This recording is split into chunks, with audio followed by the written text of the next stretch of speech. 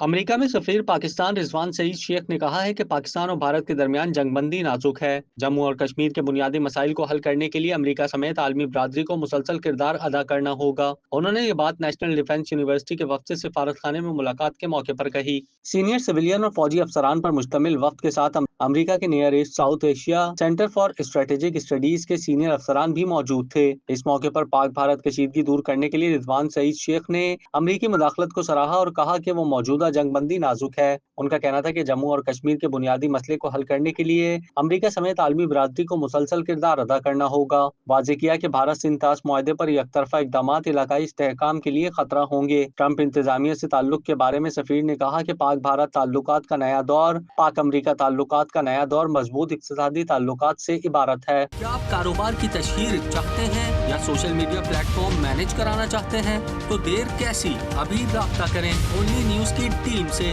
ہمارا contact number آپ کی اسکرین پر ہے۔